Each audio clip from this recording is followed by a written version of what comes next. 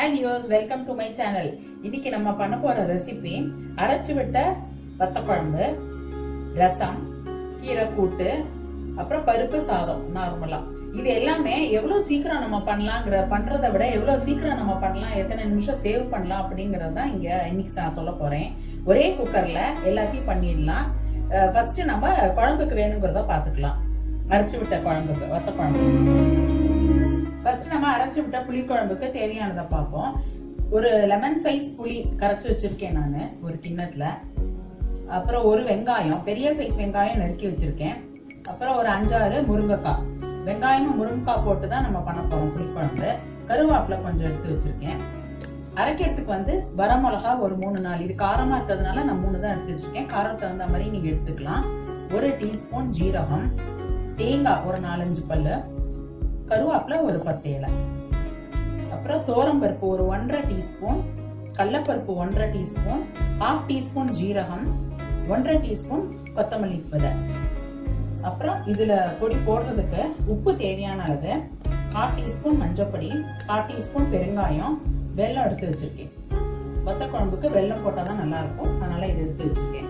இப்போ நம்ம இதை லைட்டா வதக்கி எடுத்துப்போம். வெங்காயத்தையும் முருங்கைக்காவையும் கருவேப்பிலை எல்லாம் சேர்த்து லைட்டா 2 நிமிஷம் வதக்கிக்கலாம். 2 நிமிஷம் வதக்கியாச்சு வெங்காயத்தையும் முருங்கைக்காவையும். அதை இங்க புளி தண்ணில நம்ம போட்டுக்கலாம்.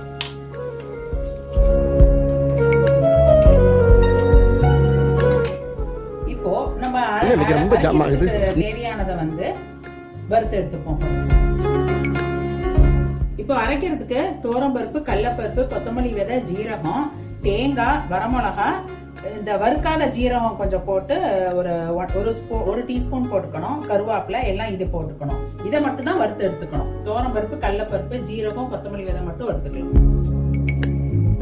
இப்போ வறுத்தாச்சு. இதை நம்ம மிக்சர் ஜார்ல போட்டுப்போம்.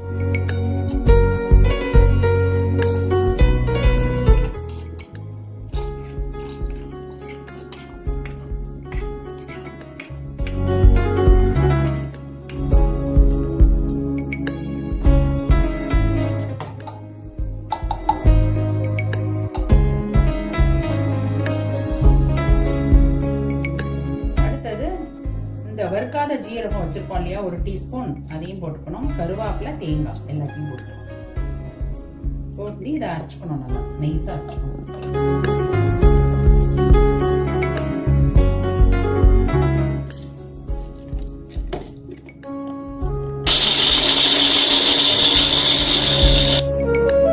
இத மாதிரி நைஸா நல்லா அரைச்சு எடுத்துக்கணும். இதை வேற ஒரு கிண்ணத்துல இப்ப கொட்டி எடுத்துக்கலாம். சின்ன கிண்ணமா இதுக்குள்ள போகணும், இந்த புளி தண்ணுக்குள்ள வைக்கணும் இத. அதனால சின்ன கிண்ணமா பார்த்து இதை அரைச்சுக்கணும். இப்ப இந்த புளி தண்ணியில வதக்கின வெங்காயம், முருங்கைக்காய் போட்டாச்சு.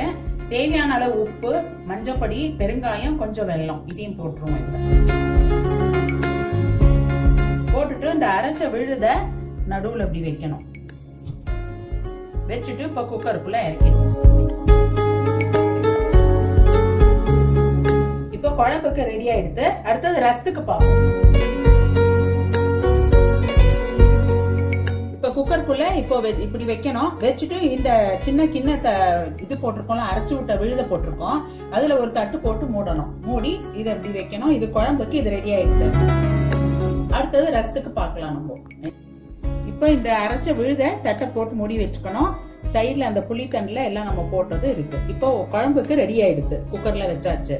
நெக்ஸ்ட் நம்ம அரிசி இது மேல வைக்கலாம். நம்ம ஃபர்ஸ்ட் இப்ப அரிசியை களைஞ்சு தேவையான அளவு தண்ணி போட்டிருக்கேன். அது அந்த குழம்பு இதுக்கு மேல இதை வைக்கலாம். அரிசி களைஞ்சு வச்சிருக்கேன், அதையும் ஒரு தட்டு போட்டு மூடணும். இப்ப இதுக்கு மேல ரசத்தை வைக்கலாம்.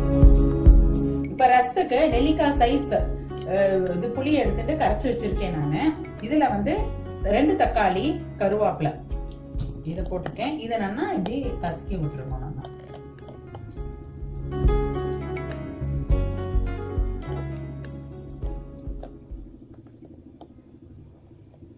வச்சுட்டோம். தேவையான அளவு உப்பு, ஒரு பெரிய டேபிள் ஸ்பூன்ல ரசப்பொடி, 1/4 டீஸ்பூன் பெருங்காயம், 1/4 டீஸ்பூன் மஞ்சப்பொடி, சின்ன வெல்லம். வெல்லம் போட்டா டேஸ்ட் கொஞ்சம் நல்லா இருக்கும் ரசம். அதனால எல்லாத்தையும் இதுல போட்டு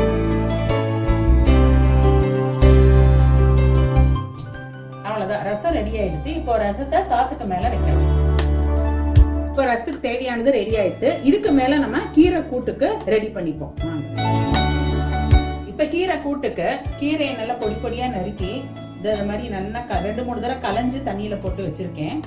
தோரம் பருப்பு, பாசி பருப்பு ரெண்டும் மிக்ஸ் பண்ணி போட்டிருக்கேன்.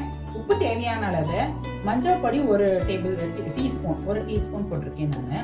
அப்புறம் அரைக்கிறதுக்கு வரமிளகா 3 வரமிளகா, 1 டீஸ்பூன் மிளகு, 1 டீஸ்பூன் ஜீரகம், தேங்காய். இதை நம்ம அரைச்சு இதுல கொட்டிக்கணும். இப்ப அலசி வச்ச கீரைய மறுபடியும் நல்லா பிழிஞ்சு போட்டுக்கோம். இதுல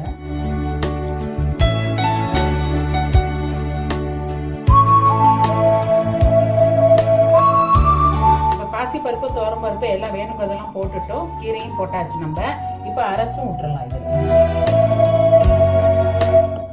கொஞ்சம் தண்ணி தெளிச்சிருக்கேன் நானு. ரொம்ப தண்ணி தேவையில்லை, கீரைக்கு தெளிச்சிருக்கேன். இந்த அரைச்சதையும் இப்போ நல்லா இது பண்ணி விட்டுருக்கோம், கலக்கி விட்டுருக்கோம்.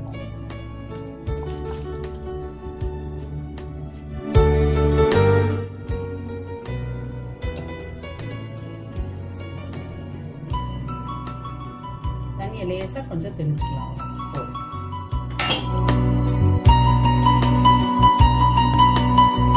இப்ப கீரையும் இதுல வச்சிடணும். வச்சுட்டு பருப்பு கொஞ்சம் வைக்கணும். ரசத்துக்கு பருப்பு கரைச்சி ஊத்துறதுக்கு பருப்பு வைக்கணும். அதையும் வச்சிடணும். பருப்பு சாத்துக்கு பருப்பு கொஞ்சம் மஞ்சப்பொடி போட்டு வச்சிருக்கேன் நானு. இதை ரசத்துக்கு கரைச்சி விடுறதுக்கு வச்சுக்கலாம். இதை வச்சு இப்போ குக்கரை மூடிடலாம். அவ்வளவுதான். மூடுறதுக்கு முன்னாடி அடியில கொஞ்சம் கரையாகும் குக்கர்லாம். நார்மலா நம்ம 4 தடவை 5 தடவை சமைச்சோம்னா, அதனால ஒரு எலுமிச்சம்பழம், அரை எலுமிச்சம்பழம் சைட்ல போட்டுருவேன் நான். அந்த தண்ணிக்குள்ள கீழே போட்டு அது உங்களுக்கு அந்த பாட்டம் கரை பிடிக்காம நல்லா பளிச்சுன்னு இருக்கும். அதனால அதை ஒரு அரை எலுமிச்சம்பழம் போட்டுட்டு மூடி வச்சிடலாம். குக்கரை ஆன் பண்ணுவோம். 20 மினிட்ஸ் கழிச்சு பார்ப்போம். 3 விசில் வந்த உடனே. இப்போ 20 மினிட்ஸ் ஆயிடுத்து. 3 விசில் வந்துட்டு நம்ம இப்போ குக்கரை ஓபன் பண்ணிக்கலாம்.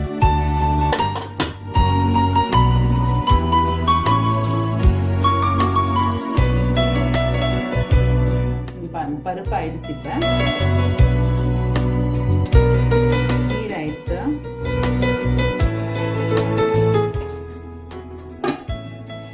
ரசம்,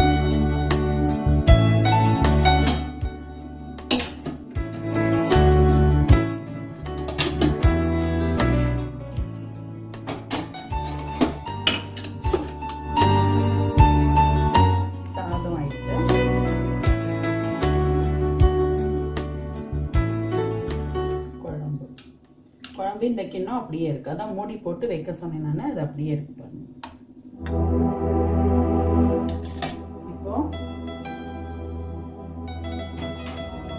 இப்போ இதுக்கு ஃபினிஷிங் பண்ணலாம். இப்போ பருப்பு, ரசம், குழம்பு,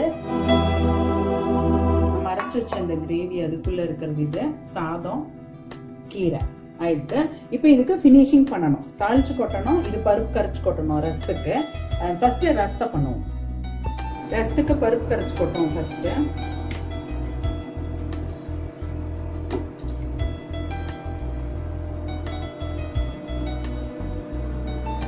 பருப்பு நல்லா கரைச்சாச்சு.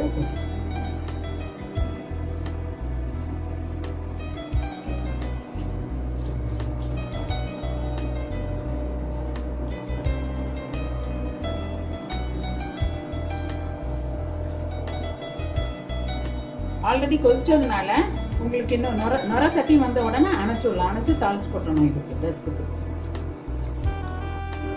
இதோ நுரைச்சு வந்தாச்சு. இப்போ நம்ம ஸ்டவ் அணைச்சுப்போம். அணைச்சிட்டு கொத்தமல்லி தழை போட்டுட்டோம்.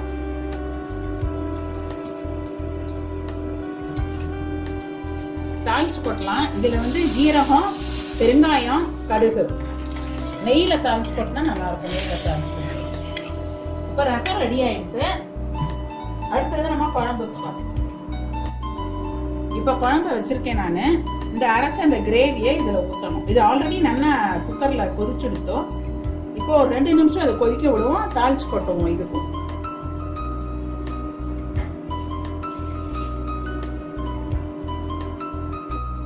இப்ப அரைச்சு விட்ட புளிக்குழம்பு ரெடி ஆயிடுது. நல்லெண்ணெய், கடுகு, வெந்தயம், கருவேப்பிலை தாளிச்சு கொட்டிட்டு இருக்கு.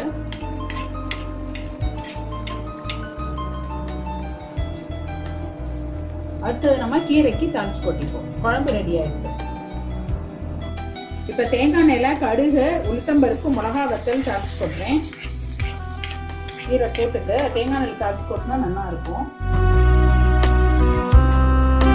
இப்ப இது ஆபீஸ் போறவங்களுக்கு ரொம்ப ஹெல்ப்ஃபுல்லா இருக்கும். ஒரே குக்கர்ல நம்ம 4 ஐட்டம் பண்ணியிருக்கோம்.